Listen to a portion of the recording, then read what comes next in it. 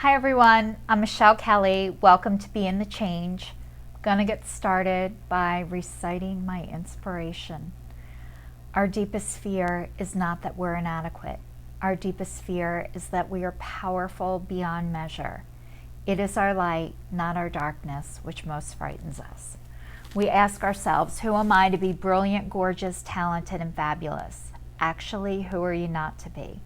You are a child of God. Your playing small does not serve the world. There is nothing enlightened about shrinking so that other people will not feel insecure around you. We are all meant to shine as children do. We were born to make manifest the glory of God that is within us. It is not just in some of us, it is in everyone. And as we let our own light shine, we unconsciously give others permission to do the same. As we are liberated from our own fear, our presence automatically liberates others. I'd like to say welcome to everybody who's watching me for the first time, and welcome back and thank you to everybody who has seen me before. I started this as my New Year's resolution in 2019, stating I was breaking up with fear, I was breaking up with shame, and I was breaking up with guilt, and committing to doing a weekly video once a week for an entire year, which I was able to do with all the support of everyone. And thank you so much for that. And we're in 2020 and I'm still going strong.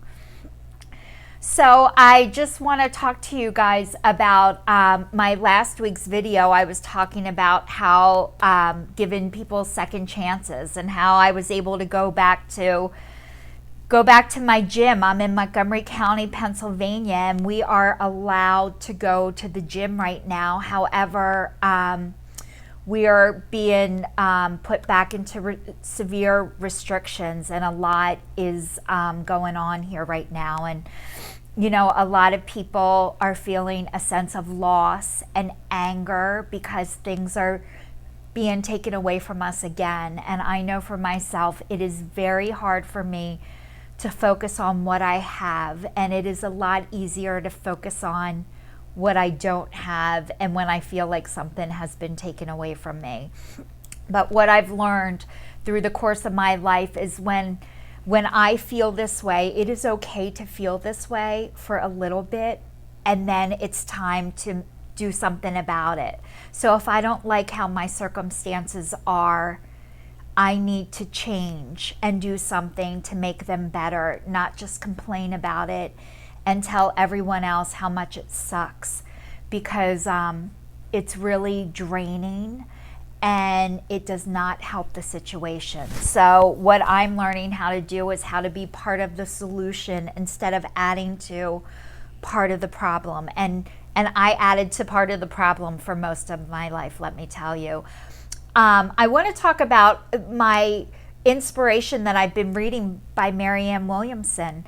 I got that at a Christmas party. I'm going to say over 2.5 years ago, almost 3 years ago now. I can't think of the time right this second, but when I heard that, it took me almost 2 years. Actually, maybe it's 3.5 years ago. It took me almost 2 years to figure out what hearing that meant for me. And one of the things that I decided that it meant for me is that I was supposed to talk out loud.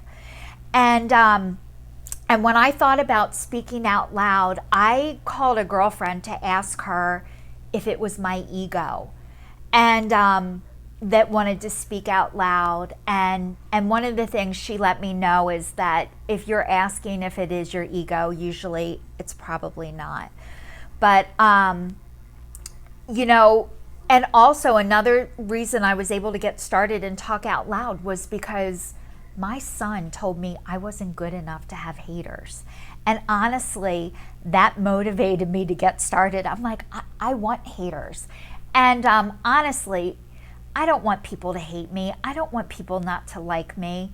However, I realize I do have haters now, by the way, actually, and it feels like a compliment. And what I've realized is about people who hate on you or don't like you or make remarks to you, actually what they don't like is themselves. And when you don't like yourself, chances are you do things to make people not like you.